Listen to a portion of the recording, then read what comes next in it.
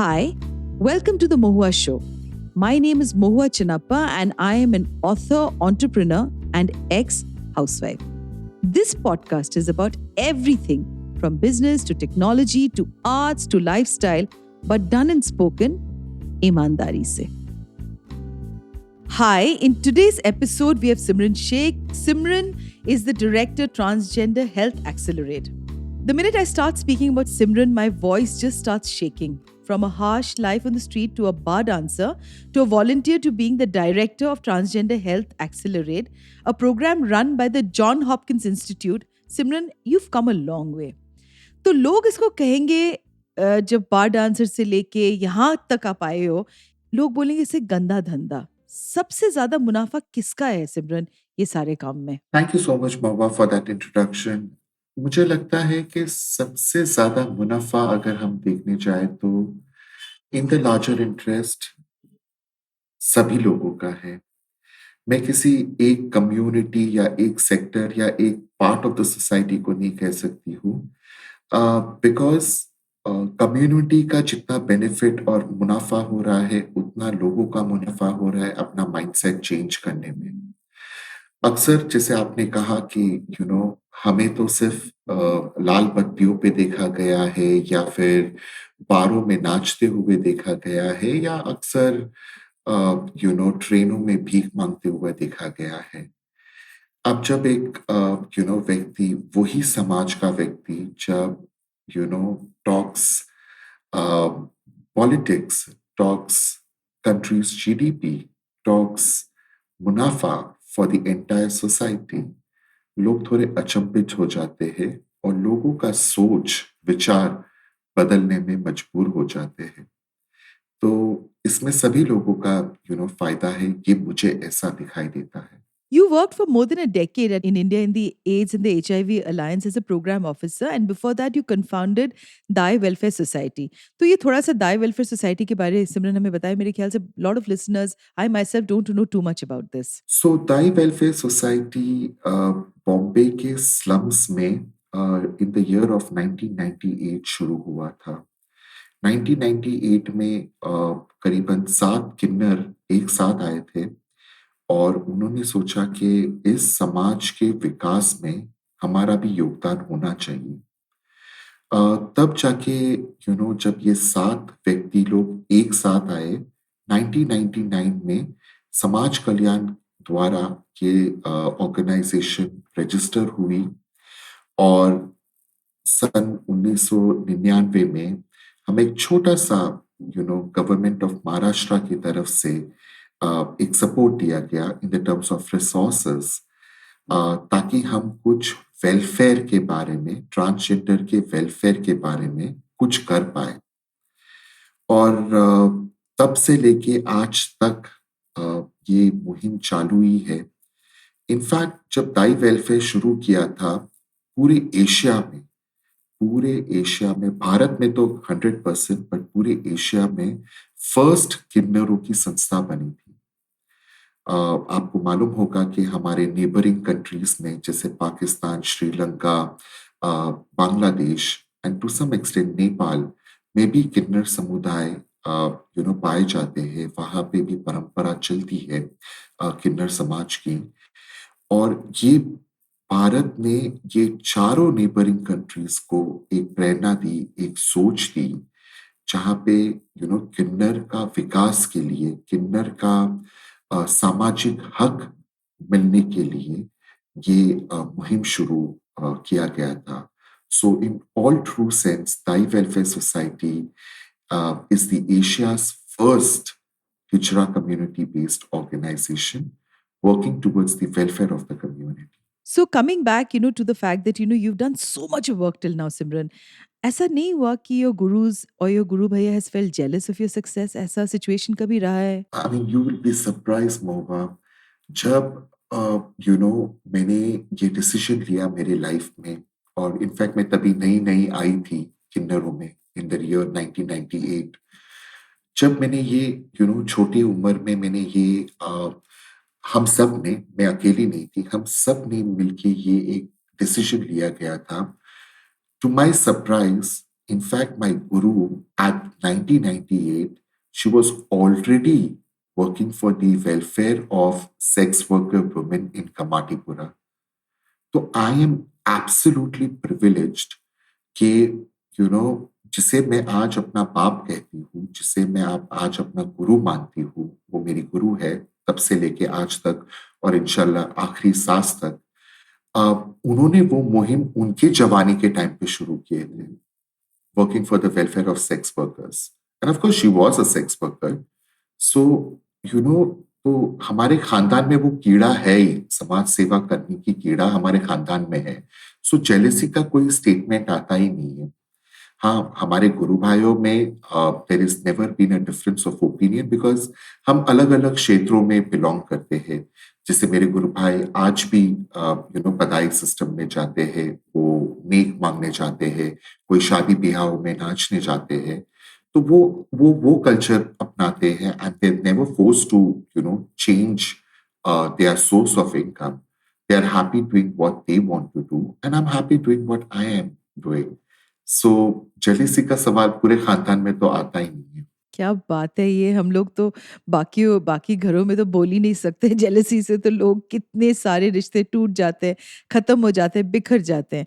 But you also left your home 14 साल की उम्र में। Now when you look back and there are so many children they try and get in touch with their parents but उनको reject किया जाता है, and आप ही ने कहा था कि 98% of transgender kids either run away और they are thrown out, soon after you met a hijra. What was that time when the bar dancing happened और किस माहौल से आप यहाँ पे पहुँचे? It's not hidden agenda.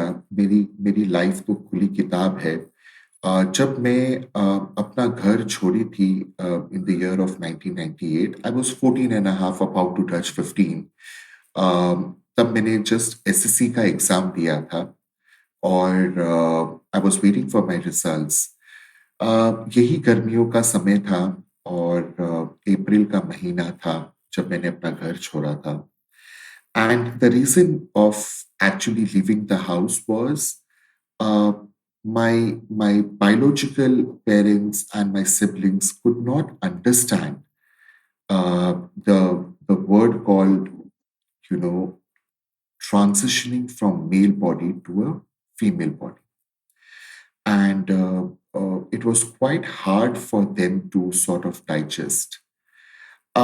My journey started when met with the Hijra.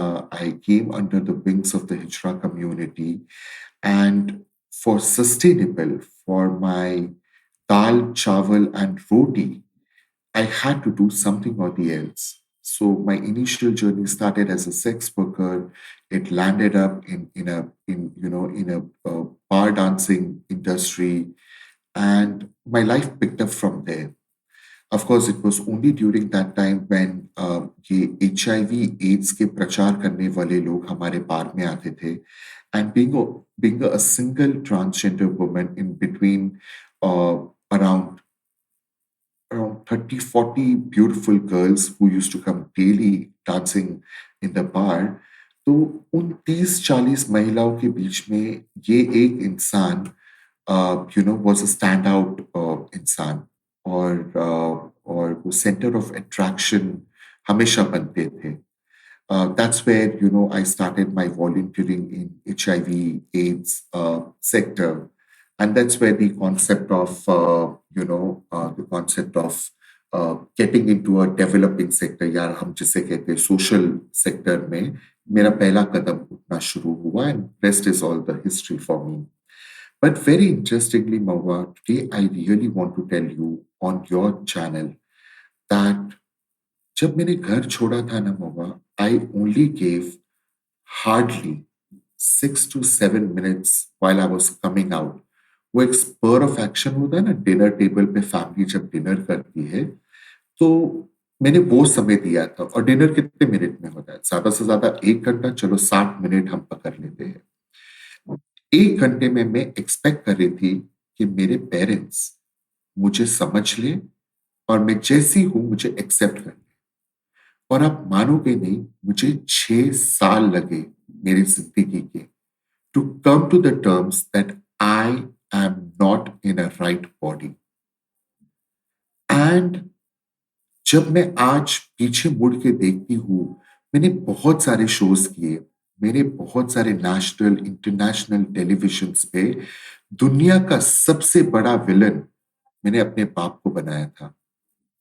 But to my surprise, actually सबसे बड़ा villain after all this years is me, who did not give time to my biological parents to understand what it means to be a transgender. It was an eye opening almost after 19 years.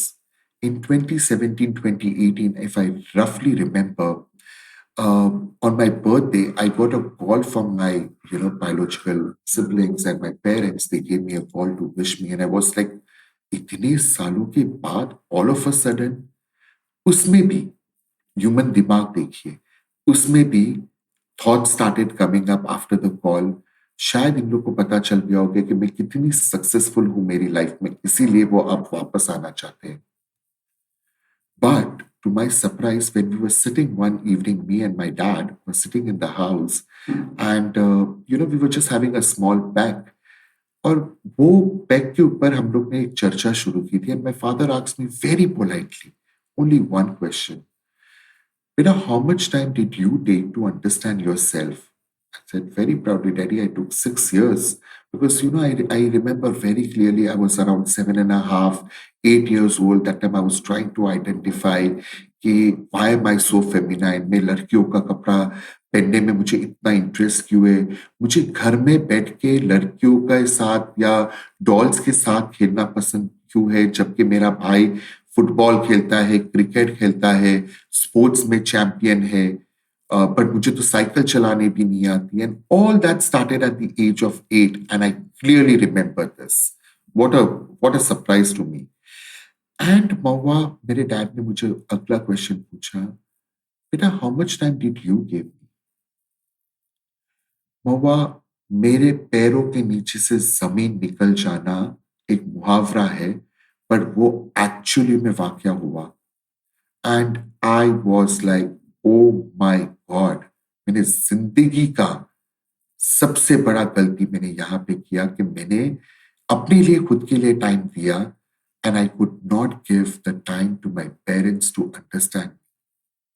शायद अगर मैंने वो time दिया होता तो शायद I might have not been very successful in my career, or maybe very, very successful in my career. And I'm still struggling between that era, कि अगर मैं घर पे होती तो आज मैं क्या होती। एंड जस्ट बिकॉज अभी मैं घर के बाहर हूँ and I am not with, मैं घर में नहीं थी, और इतने साल स्ट्रगल्स करने के बाद मैं आज ये पोजीशन पे आई हूँ। और मेरे मन में हमेशा ये दुविधा टिल माई लास्ट ब्रेथ चलती रहेगी। बट आपके चैनल से मुझे एक बात बोलनी है, इनफैक्ट अगर हमारे कम्युनिटी से भी लोग अगर सुन रहे हैं, it is very important to give that time for people to accept you, because even Rome was not built in a day. This is so amazing, Simran, because you're giving me the goosebumps, when I'm listening to you, because we so easily just, think that everybody should understand the crisis that you're going through. And the minute your close people do not do that, we just discard them off, and we feel that, we feel so entitled, And this is not just you singularly, हम सबके साथ ये एक इतना, it's such an important message that you've given out actually for people across, because when you're trying to do something different, people around you may not understand you, but we need to give them the time. इतना आग, इतना ज़्यादा passion, love life के बारे में बताओ सिमरन. You are so charming. I've met you in person. प्यार में successful रहे हो आप? Unfortunately, luck वहां पे नहीं चला होगा। The reason why I say luck वहां पे नहीं चला, because जी प्यार तो मैंने किया जिंदगी में, और काफी फिल्मी अंदाज में प्यार किया, पैशनेटली, डीपली, क्या नाम दे सकती हूँ मैं अपने प्यार को, सब कुछ किया। बट अनफॉर्चुनेटली मेरे पार्टनर की समाज के माइंडसेट को बदल नहीं पाई, और इस वजह से we are very good friends, we are one of the bestest friends I have ever till date. But unfortunately वो रिलेशनशिप खत्म हो गया क्योंकि he was asked to get married to a biological cisgendered woman. And because I was never a cisgendered woman, so मेरा luck वहां पे नहीं चल पाया. बट मैं खुश हूँ बिकॉज एक बार प्यार हुआ एंड वो मेमोरीज इतनी ब्यूटीफुल मेमोरीज है क्योंकि ऑलमोस्ट आधी इंडिया हम दोनों ने साथ में घूमे जब हम प्यार के फेज में थे. और वो आज भी because we travel the entire north of India together when we were in relationship. And whenever I now visit those places, I have those memories, I have those fragrance in that places, in that rooms.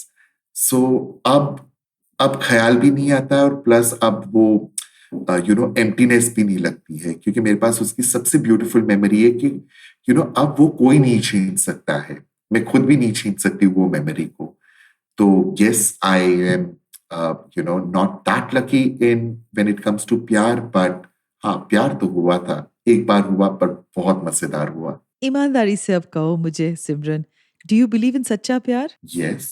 That is so fantastic for our listeners, and whoever's going to listen to this podcast, that we have somebody like you who I really look up to, and after so much of hardship, you still believe in something as vulnerable and as beautiful as love. Okay. Coming back to one more thing, Simran, I think you are damn attractive. What is the most seductive thing about you? हम सब अपने बारे जानते हैं ना कि हमारी कोई एक चीज है जो बहुत ज्यादा is the best in me. What is that in Simran? The most seductive thing in Simran is Simran's hair. आप काफी लोग मुझे और मैं खुद भी अपने आप से डिबेट करती हूँ कि क्या सिमरन की आवाज सेडक्टिव है. मुझे खुद को मेरी आवाज सेडक्टिव नहीं लगती. आई थिंक माई आवाज इज द मोस्ट बकवास आवाज I have in this world. But to my self when you have always seen me, I always put a bun, I always close my hair. Oh, you have lovely hair, Simran. You do. I noticed that. And I always keep it close because खुदा ना खास्ता कोई लड़का अगर पड़ गया तो I'm not ready for that. So I always keep it a bun. उलझ जाएगा जुल्फों में. I know. तो इसीलिए हमेशा बंद रखती हूँ और कोशिश करती हूँ कि मेरे जुल्फे सिर्फ मेरे लिए खुले. And I think the most seductive part of my entire self is my hair. There is PMS, and do transgender women do experience PMS like symptoms at the same time each month, and on the other, researchers have not yet studied this area of transgender health. तो इस बारे कोई चर्चा हुआ ही नहीं है. So as a trans activist and as a researcher yourself, would you throw some light actually on the premenstrual syndrome? ये एक मिथ है लोगों की धारणा में क्योंकि medical and I am associated with John Hopkins university. तो काफी मेडिकल चीजें मेरा फोटे है, मेरा प्रायोरिटी है. तो ये एक मिथ है कि लोगों को लगता है कि ट्रांसजेंडर को प्री मेंस्ट्रुएशन या मेंस्ट्रुएशंस आती है, which is absolutely false. Only for trans men, और वो भी जिन्होंने अपना सर्जरी, बॉटम सर्जरी में 3 पार्ट होते हैं. वो पहला part is about removing the ovaries. अगर वो सर्जरी नहीं करते हैं तो उनको मेंस्ट्रुएशन आता है. सो वी प्रीडोमिनेंटली से अ sect within the transgender umbrella term called trans men do face PHS and do have the symptoms of PHS. But when we talk about the other sect of transgender umbrella term called trans women, do not have, because they have converted their body from a male body to a female body. And all the surgical processes do not allow any PHS symptoms to be available within the transgender, anatomy or body.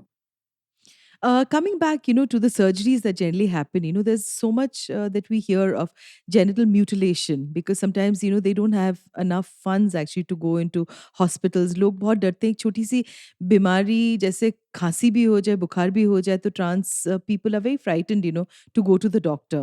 Just throw a little bit of light on the common sexual health problems faced by hijras even now, despite the efforts and advocacy जो हम लोग अभी भी कर रहे हैं, मैं कर रही हूँ, आप कर रहे हो, और हम लोग तो काफ़ी फार अवे हैं प्रोग्रेस से। हम शहरों में शायद ये सब बातें करते हैं। छोटे-छोटे जो कस्बा है इंडिया में, वहाँ पे तो मतलब मुझे नहीं पता कि कितना ज़्यादा प्रोग्रेस उन जगहों पे आया है। तो just throw a little bit of light actually on the sexual health problems जो that hijras face.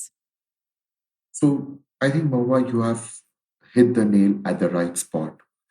When we compare the rural versus urban India, uh, हमें अन्य सेक्टर में भी अन्य अन्य मेल पुरुष और स्त्रियों में भी ये अंतर दिखाई देता है, and there is no difference between the transgender also when we compare the rural versus the urban territory. गांव खेड़ों में जो कस्बे होते हैं, आज भी वहां पे the health, the sexual health of a transgender woman or a hijra perspective is very poor, very poor. You're absolutely right. Yet there is stigma and discrimination within the healthcare systems. And private तो छोड़ो, public में सबसे ज्यादा health care systems में discrimination है। आज भी majority of are second भगवान, व्हाट वी कॉल डॉक्टर्स, को ये पता नहीं है कि एक साड़ी के नीचे क्या होता है ट्रांसजेंडर्स का, क्या दो पाँव के बीच में क्या जेनेटिकल ऑर्गन्स होगा ये व्यक्ति का। आज भी ले टाइम में या फ्री टाइम में डिबेट्स होती है मेडिकल स्टूडेंट्स के बीच में। So yes, you are absolutely right कि हम लोग ने शहरों में तो बहुत प्रोग्रेस कर दिया है। We have transgender clinics, the doctors are well aware. आज भी प्रॉपर जिसे हम कहते हैं सेक्स रीअसाइनमेंट सर्जरीज होते हैं, वजाइनल कंस्ट्रक्शंस होते हैं। It's all a very difficult surgeries, वो होते हैं, वेरी एक्सपेंसिव दो, बट होते हैं। बट आज भी हमारे गांव कस्बों में ये सिस्टम्स अवेलेबल नहीं है। आज भी लोग बहुत बहुत ज्यादा शिकार होते हैं ट्यूबरक्लोसिस के, क्योंकि आज भी लोग वही पर्टिकुलर मैनर में जीते हैं। ये सिर्फ शहरों की बात नहीं है कि जहां पे एक व्यक्ति को, एक ट्रांसजेंडर व्यक्ति को स्ट्रगल करना पड़ता है, 3 times the cost of living high हो जाता है, उसके बावजूद वो सुख सुविधा नहीं मिलता है।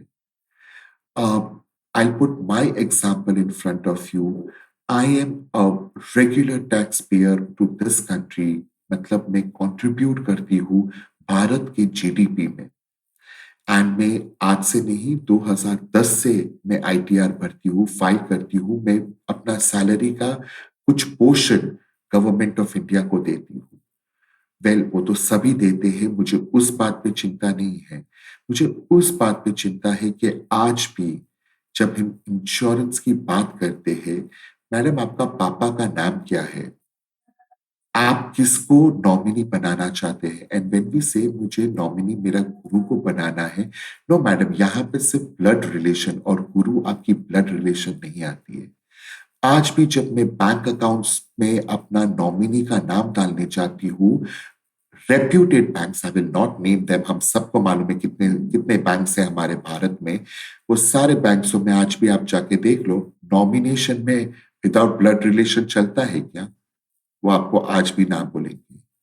मैं 2010 से मैं अपना पीपीएफ अकाउंट में पैसे डालती हूँ, प्रोविडेंट फंड जो एम्प्लॉय भी भरता है और एम्प्लॉयर भी भरता है, वो अकाउंट में आज भी नॉमिनेशन की जगह पे कोई नाम नहीं है, बिकॉज मैं वहां पे वंचित हूँ। तो जस्ट नॉट हेल्थ सेक्टर मोबा, इन ऑल द पेरिफेरल्स, और मैं 2010 से टैक्स भरते आ रही हूँ। मुझे दर्द होता है। खैर, पहले तो मेरा अस्तित्व भी नहीं था, क्योंकि सिर्फ वहां पे ऑप्शन मेल और फीमेल का था। चलो, आज उन लोग ने एटलीस्ट एक ऑप्शन लाया कि ट्रांसजेंडर से अधर करके आप बढ़ सकते हो। चलो, at least something is progressive. But कहीं कहीं जगहों पे तो मेरा अस्तित्व ही नहीं है। That's my problem. So, just taking a cue from this, what I would say is that under the Transgender Person Protection of Rights Act in 2019, there are a lot of new rules which ensure quality education, shelter, food, free sex assignment surgeries. But on the ground, I don't know how much of this is really true and accessible as I speak to Simran Sheikh. Example, Kerala has free SRS in government hospitals where it requires all doctors from urology to endocrinology to endocrinology to counseling to be made aware and sensitive along with the training. मुझे नहीं लगता हम अभी भी ready है उस sense में, and Simran has also thrown light on the fact that we are still far far away, but there is light, like I always say. And जो दुख की बात है, the census of India includes foreigners, but there is nothing for the hijra separately. We only have other section. तो इन सब चीजों से क्या क्या प्रॉब्लम्स अराइज होती हैं as a trans person? So, Mohua, as a trans person, ये चीजें एक इंसान के सबसे पहले मेंटल हेल्थ पे ट्रोल लेती है। आज अक्सर आप देखते होंगे कि लोग बोलते हैं कि ट्रांसजेंडर लोग काफी वायलेंट रहते हैं, काफी एग्रेसिव रहते हैं, काफी लाउड दिखते हैं। The reason behind is because आज तक हम ये सारी चीजों से वंचित हैं। As you said, yes, our constitution, Bharat का संविधान में इसका वर्णन हुआ है, इसके बारे में एक्ट्स बन गए हैं, लॉज एंड प्रोसीजर्स आ गए हैं। अभी भी हम उसे ग्राउंड लेवल पे लाने में, इसे ग्राउंड लेवल पे उतारने में आज भी हम स्ट्रगल कर रहे हैं। Which, of course, India is not a small country. India is a mini continent, as we all know it. With so many diverse cultures, with so many diverse and various languages that we have, it will take time. But वो time में एक पीढ़ी, sorry, करोड़ों पीढ़ी ऐसे ही जा रही है। एंड कोशिश और मुहिम, एक एक एस्पिरेशन ये रहता है कि चलो आने वाली पीढ़ी को एटलीस्ट ये सारी सुख सुविधा मिल पाए। आपने बहुत अच्छे से वर्णन किया कि Kerala is one of the first states in India to have the law and policies. The act clearly says कि government hospital, public health sectors में ट्रांसजेंडर की सर्जरीज होना चाहिए। बट ट्रांसजेंडर की सर्जरी तब होगी ना जब doctor know how to do the surgery. Correct. There are people who have lost their lives because of doctors' negligence. I'm not blaming any doctor. वो डॉक्टर का भी कसूर नहीं है। वो डॉक्टर ने पूरी कोशिश की, वो व्यक्ति की डिजायरेशन और ड्रीम को सच करने में। अनफॉर्चुनेटली उनके पास भी ज्ञान नहीं है क्योंकि हमारे करिकुलम्स में वो ज्ञान नहीं है। So it is such an interrelated chain that एक कड़ी से दूसरी कड़ी, दूसरी कड़ी से तीसरी कड़ी, और ये कड़ी चलती आ रही है, and it is a vicious circle that we are going on, going on, going on, going on. But as you said, there is a light. I am also very optimistic human being, and I think something is better than nothing. At least कई कई क्षेत्रों में हमने शुरू किया है। I'm not a political person and I don't believe in any government, but the current existing government under the Ministry of Social Justice and Welfare has initiated various schemes for transgender people, and which is very good.